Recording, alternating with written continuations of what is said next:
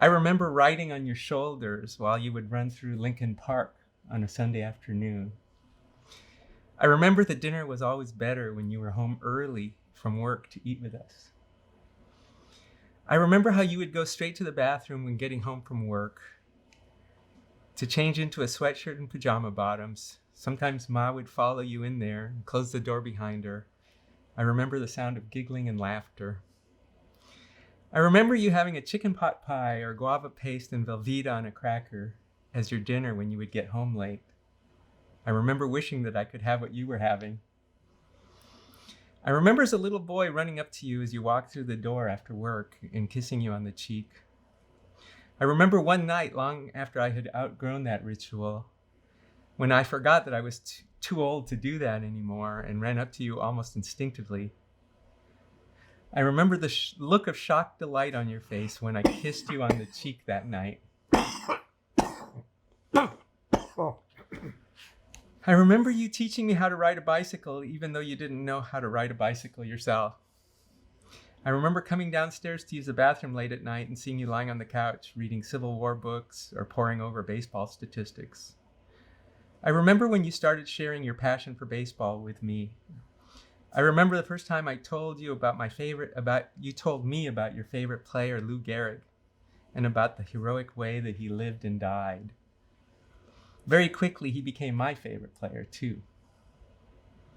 I remember the afternoon you took Danny and me to our first Major League Baseball game at Sick's Stadium. We went there to watch one of your heroes, Detroit Tigers slugger Al Kaline, whom you called Alkaline, play the Seattle Pilots. I remember how disappointed we were when we found out that Alkaline wasn't playing that day. I remember how you would sit in the backyard for hours pulling up clover by hand. I remembering what was so bad about clover. I remember you buying me my first Beatles record for my 7th birthday. Even though you didn't know much about the Beatles, you still managed to pick out Rubber Soul. I remember thinking, great choice, Pa. I remember you going out on Sunday mornings to buy bagels and rolls for our family brunch, a ritual we all relished and rarely missed. I remember how exciting it was when you would return home with bags of fresh bread in your arms. I remember you taking me to my first Sonics game when I was an 8-year-old Cub Scout, and my whole troop went. Bravo. That was the night I started my lifelong love affair with basketball.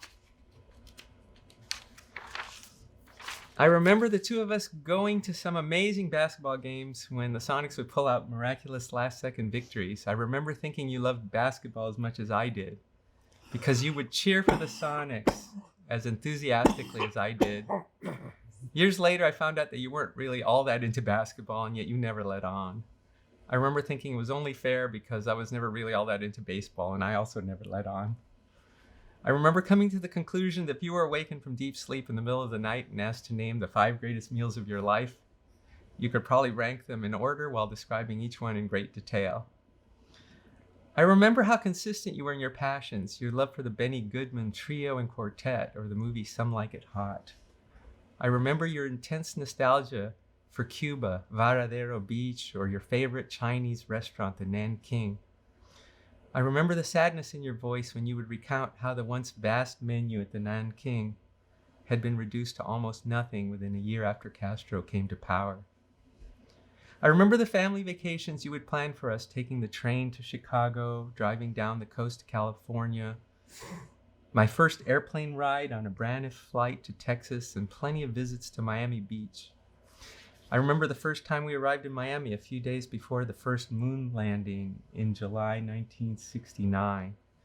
We stepped outside of our South Beach hotel, the Sagamore, on a warm tropical night, and right away you ran into a friend from Cuba that you hadn't seen in years.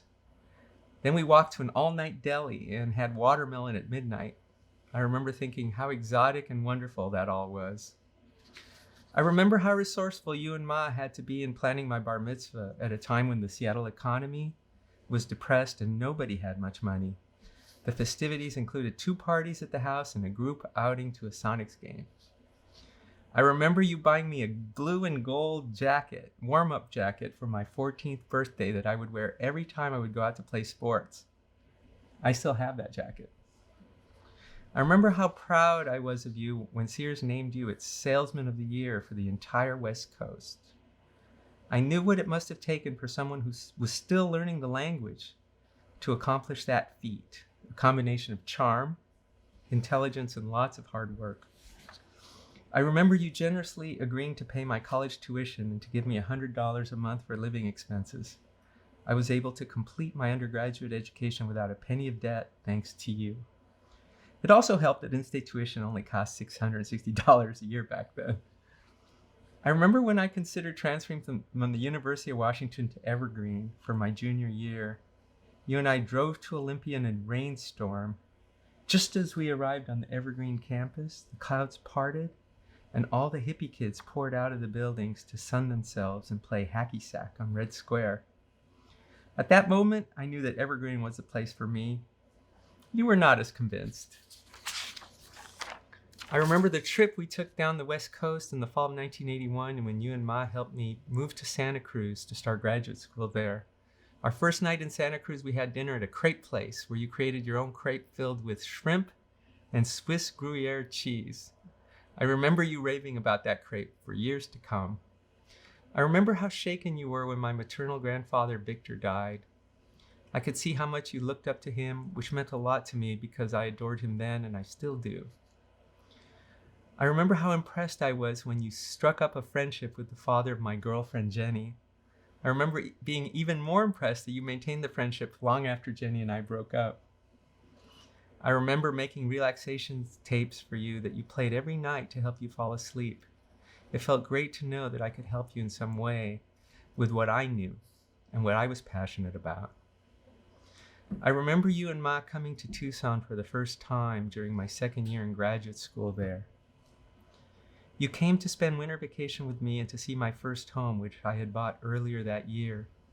I remember you not feeling well. You were experiencing indigestion and constant stomach pain. 2 months later, you were diagnosed with stomach cancer. After surgery and chemo, the cancer went into remission permanently. I remember that being very good news indeed. I remember you being in attendance for several of my talks and presentations, including 2 book tour events in Seattle. I remember how proud and appreciative I felt to have you there. I remember your enthusiasm for travel deals and especially sales on cruises. I remember you continuing to search the travel websites long after your health made it hard for you to travel. I remember asking you what you wanted for your 90th birthday and you answered without a moment's hesitation, family cruise to Alaska. On that cruise, I made a decision that would change my life forever. I went dancing by myself every night on board the ship and I promised myself that I would take myself dancing as soon as I got back to Tucson. My first night back from the trip, I met and fell in love with my fiancée, Maria, while at a dance. I remember the day in Ketchikan, Alaska, when you and I snuck away for one last outing, just the 2 of us. I pushed your wheelchair up a steep hill so we could go watch the salmon spawning and visit a totem pole museum. I remember Ma telling me on several occasions that you would do anything for me and would give me the shirt off your back. I never doubted that for a moment.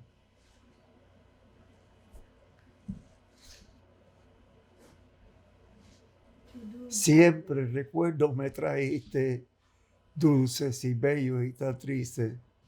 Feliz memoria de aquella pasión, que un momento fue mi única ilusión. Cuando tú vuelvas a mi vera, yo te daré mi vida entera. Cuando yo sepa que volviste a mí para no marchar jamás.